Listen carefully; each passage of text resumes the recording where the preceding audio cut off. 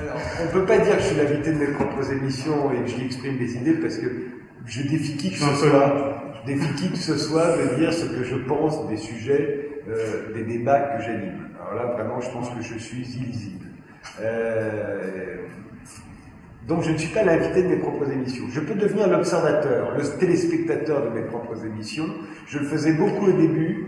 Je le fais beaucoup moins maintenant, parce que dans les études qualitatives qu'on fait à la télévision et auxquelles je suis très sensible, je les lis toujours avec intérêt, même depuis très longtemps, depuis Canal+, les téléspectateurs qu'on interrogeait interprétaient ça comme si, quand je devenais le téléspectateur de ma propre émission, quand tout à coup, pendant 10-15 minutes, on ne me voyait plus et on ne m'entendait plus, ils interprétaient ça comme si je m'ennuyais.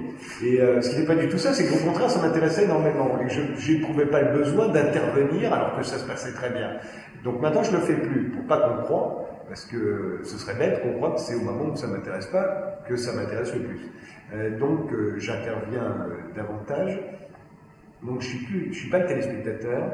Le médiateur, si on veut, moi je crois que je suis ce qu'on appelle un animateur de débat. Donc c'est moi qui ai choisi, moi et les gens avec qui je travaille, mais c'est moi qui les représente à ce moment-là à la télévision. C'est moi qui ai choisi les invités. Donc c'est déjà une intervention énorme que de devoir choisir ces invités-là. Je peux parfois me tromper d'ailleurs. J'ai choisi le sujet qui me semble le sujet d'actualité le plus intéressant. J'ai choisi sous quel angle on va le traiter, ce sujet. J'ai choisi les invités, en espérant qu'ils soient le plus représentatifs du choc des idées qu'il peut y avoir, du choc des interprétations, du choc des mondes qu'il peut y avoir autour de cette question qu'on va traiter ce soir. Je m'en fiche de ne pas être représentatif de la population française, c'est pas mon sujet. Moi, j'anime une émission culturelle, donc je veux des artistes, des intellectuels, et un choc des visions du monde, un choc des idées là. Et je vais essayer qu'il soit le plus, alors là, représentatif, diversifié, qu'il y ait des antagonismes, qu'il y ait des centristes et des excentriques, qu'il y ait l'establishment et les contestataires, qu'il y ait des hommes et des femmes, qu'il y ait des vieux et des jeunes. Voilà, ce serait ça la configuration idéale, des artistes et des intellectuels. Ça, ce serait la configuration idéale, mais tu n'y arrives jamais, parce que tu as 6 places, grosso modo, parfois je fais une exception, j'en mets 7, parfois j'en mets 4, mais grosso modo, tu as 6 places, donc tu peux jamais arriver à la combinaison idéale. Seulement, la combinaison idéale, il serait 15, 16, plus personne parlerait. Or, moi, je veux qu'ils aient le temps de parler, je veux même qu'ils aient le temps de finir leur phrase. Donc, tu n'es jamais dans la configuration idéale, mais tu essaies de l'approcher. Donc, déjà, je suis beaucoup intervenu avant même que l'émission commence. Après, l'émission commence et mes questions vont devenir, alors ils ne sont pas obligés d'y répondre, et ça arrive souvent, d'ailleurs je lance une question, et que finalement ils partent ailleurs. Mais ça fait bien, voilà, toute mon intervention elle est là-dedans. Et puis elle est aussi dans le fait que je vais les laisser parler, que s'ils se coupent la parole, je vais rendre la parole à celui à qui on l'a coupé, etc., etc. Donc je suis purement et simplement un animateur.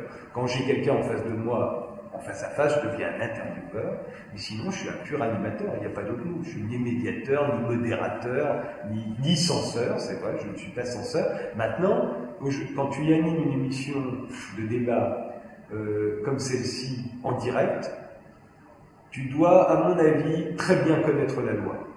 Je pense que c'est devenu fondamental. Et c'est devenu fondamental parce que justement j'invite des gens, des vrais contestataires, qui sont eux-mêmes très contestés. J'invite des gens qui véritablement, normalement, se détestent, et pour la première fois peut-être vont se parler, c'est arrivé très souvent, vont s'entendre, non pas s'entendre pour retomber d'accord, mais s'entendre, s'écouter et se parler et se répondre. Ça ne veut pas dire qu'ils vont se réconcilier à la fin, mais ils vont se parler. Pour moi, c'est ça la démocratie. En France, on est dans un pays où on peut se parler, même quand on se déteste. On doit vivre ensemble. Et donc, pour toutes ces raisons-là, tu dois très bien connaître la loi. Tu dois savoir quand tu dois arrêter quelque chose, un débat. Il y a des choses, il y a des opinions en France qui sont des délits. Et je suis d'accord avec ça. Je trouve que la loi en France est très bien faite sur les libertés d'expression. Il ne faut pas la surinterpréter.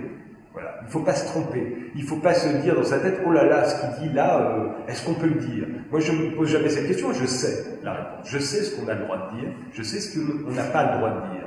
Et je suis, encore une fois, dans la plupart des cas, d'accord avec cette loi. Donc, si quelqu'un devait dire quelque chose qui devient un délit, je l'arrêterai tout de suite. Quand ça vire à la diffamation, par exemple, tu peux rien faire. La diffamation étant déjà été commise, puisqu'on est en direct, mais tu dois justement te désolidariser en tant qu'animateur, mettre le haut là, non pas interdire à la personne de dire ce qu'elle vient de dire. La diffamation, c'est